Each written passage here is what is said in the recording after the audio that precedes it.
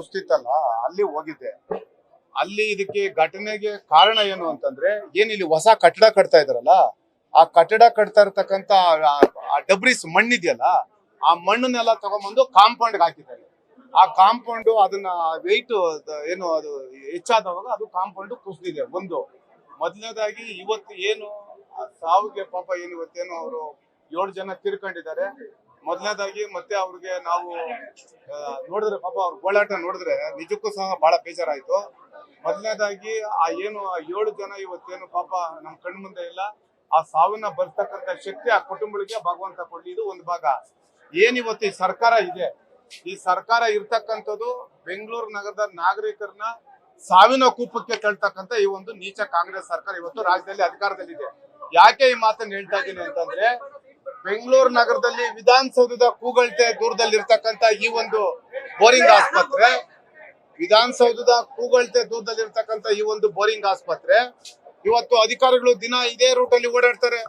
ಆದ್ರೆ ಇವತ್ತು ಬ್ರಾಂಡ್ ಬೆಂಗಳೂರು ಮಾಡ್ತೀನಿ ಅಂತ ಹೇಳ್ತಕ್ಕಂತ ಉಪಮುಖ್ಯಮಂತ್ರಿಗಳು ಇವತ್ತು ಬೆಂಗಳೂರು ನಗರದಲ್ಲಿ ಯಾವ್ದೋ ಒಂದು ಟನಲ್ ರಸ್ತೆ ಮಾಡ್ತೀನಿ ಅಂತಾರೆ, ಯಾವ್ದೋ ಒಂದು ಬಹಳ ದೊಡ್ಡದೊಂದು ಟವರ್ ಮಾಡ್ತೀನಿ ಅಂತಾರೆ.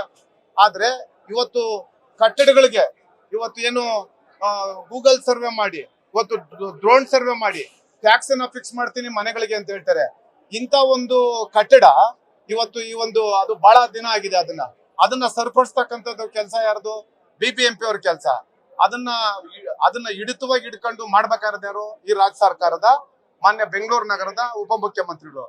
ಆದ್ರೆ ಇವತ್ತು ಕುರ್ಚಿ ಕಿತ್ತಾಟದಲ್ಲಿ ಇವತ್ತು ಇವರೇನು ಆ ರಾಜ್ಯದ ಒಂದು ಅಧಿಕಾರಿಗಳ ಬಗ್ಗೆ ಏನ್ ಹಿಡ್ತಾ ಇರಬೇಕು, ಇವತ್ತು ಆ ಹಿಡ್ತಾ ಇಲ್ಲ. ಹಾಗಾಗಿ ಇವತ್ತು ಇಂಥ ಒಂದು ದುರ್ಘಟನೆ ನಡೆದಿದೆ. ನಿಜಕ್ಕೂ ಸಹ ನಾನು ಹೇಳ್ತೀನಿ, ಏನ್ ಮಾನ್ಯ ಮುಖ್ಯಮಂತ್ರಿಗಳು ಬಂದು ಈ ಒಂದು 5 ಲಕ್ಷ ರೂಪಾಯಿ ಪರಿಹಾರ ಕೊಟ್ಟಿದ್ದಾರೆ.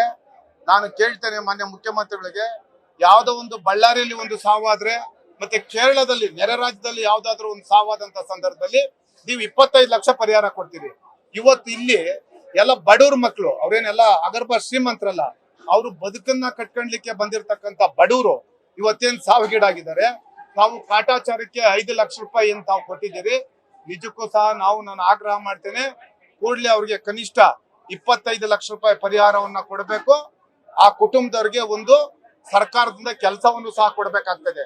ಇಲ್ಲ ಅಂತಂದ್ರೆ ನಾವು ನಮ್ಮ ಪಕ್ಷದ ವತಿಯಿಂದ ಬೆಂಗಳೂರು ನಗರದಲ್ಲಿ ಇಂತ ಒಂದು ಏನ್ ದುರ್ಘಟನೆಗಳು ಪದೇ ಪದೇ ನಡೀತದೆ. ಈಗ ಹಿಂದೆ ರಾಜ್ಯ ಸರ್ಕಾರದ ಇವರ ಪಾಪ್ಯುಲಾರಿಟಿಗೋಸ್ಕರ ಏನು ಅವತ್ತು ಚಿನ್ನಸ್ವಾಮಿ ಸ್ಟೇಡಿಯಂ ಅಲ್ಲಿ ಆವತ್ತಿನ ದಿವಸ ಏನು 11 ಜನ ತೀರ್ಕೊಂಡ್ರು. ಇವತ್ತೇನು 1 ವರ್ಷ ಆಗಿದೆ, ಇವತ್ತು 7 ಜನ ತೀರ್ಕೊಂಡಿದ್ದಾರೆ. ಇನ್ನ 2 ಸಾವು ಬದುಕಿನ ಮಧ್ಯೆ ಏನು ಹೋರಾಟ ಮಾಡ್ತಾ ಇದ್ದಾರೆ.